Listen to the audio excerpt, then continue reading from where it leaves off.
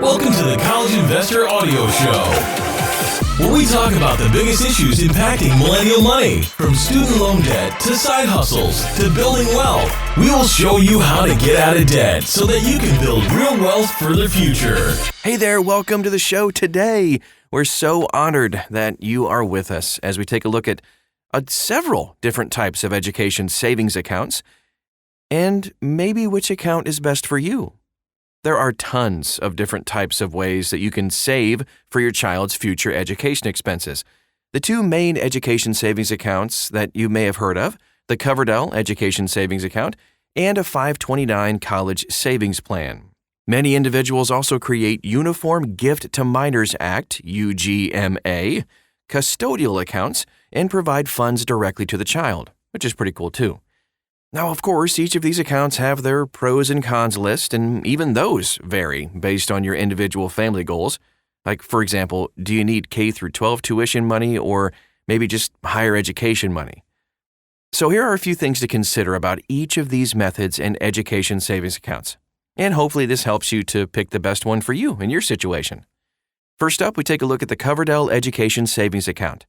All right, so these are great because they allow the money to be spent for elementary through college, a much larger range than some other plans. The tax advantage of these, you can use after-tax dollars, but the money in the account grows tax-free. And then there are no taxes on the distribution if they're used for education expenses. The contribution limit per year, $2,000, but you may be able to bypass this limit too. We have ways to do that. You can find it at thecollegeinvestor.com. So the income restriction or on the contributor. We have a link to the latest IRS guidelines at thecollegeinvestor.com as well. And it's very flexible. Lots of investment choices and you can reallocate the portfolio as often as you like, kind of similar to an IRA. Now, distribution restrictions, it's really for any qualified education expense, including elementary all the way through college. Some resources say preschool is eligible too. It's kind of a gray area. The IRS specifically doesn't include it, but some states consider preschool to be elementary education because of state laws. Always a good idea to talk to a tax professional before you make the assumption on preschool. With the Coverdell, once the child reaches 18, the account control is given to the student, and they can do whatever they want with it, including withdrawing it and paying penalties. Limits of beneficiary age to 30, and K through 12 education is allowed with no cap. Student loans? Nope, and you cannot pay your loans with a Coverdell account, by the way. You can read our full guide to Coverdell Education Savings Plans at thecollegeinvestor.com. We won't get all the way into it today. But next up, let's take a look at the 529 College Savings Plan. It's awesome because it allows you to save more money, but it's limited in what you can do with the money unless you want to pay a penalty. The tax advantage, you can use after-tax dollars, and the money in the account actually grows tax-free. And there are no taxes on the distribution if it's used for qualified 529 plan education expenses.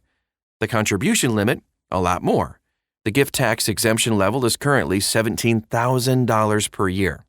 Maximum contributions, of course, vary by state, and income restriction on the contributor, there is none. And this one has a little bit more of a stricter investment choices, and you can only rebalance the portfolio just twice per year.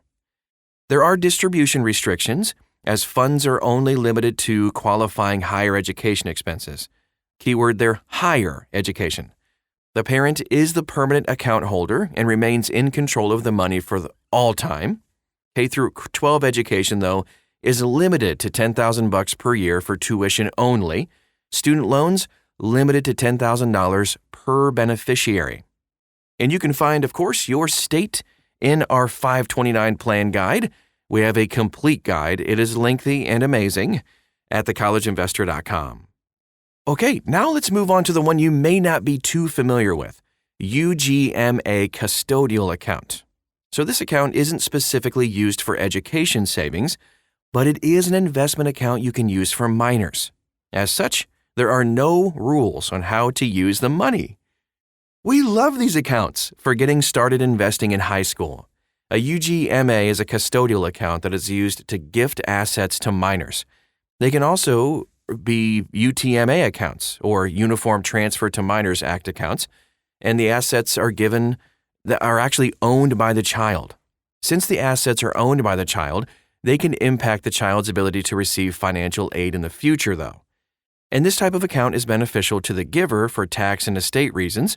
It's basically avoiding the estate tax, and income on the assets are paid at the child's tax rate, which is usually much lower. The tax advantage, well, there really isn't any. The maximum contribution, there is none. And income restrictions, absolutely nothing. However, earnings may be subject to the kiddie tax. Distribution restrictions, nothing. The custodian can sell the assets for the child's benefit at any time and for any reason, and once the child reaches 18 or 21, depending on the state. All right. Now, all of that said, all those 3 different options, which one is best for you? It's a tough choice. Coverdells are great.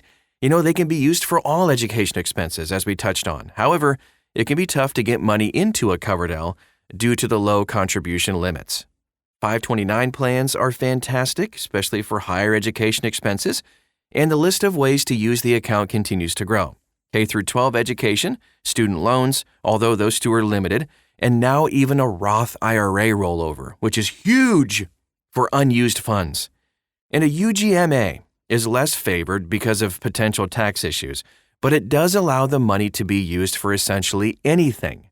And it's not restricted to just educational uses. Lots of things to look into, and you can see all the links in the resources that we mentioned today. Again, it's right inside this article at thecollegeinvestor.com. Just type in the search bar the title of this podcast and you'll find the article. Super simple. Also, please feel free to follow us on social media. We're everywhere you are. Just search for The College Investor and you'll find us. We'd love to get to know you and help you along in your journey. Thanks so much for stopping by today, and we'll talk to you again real soon.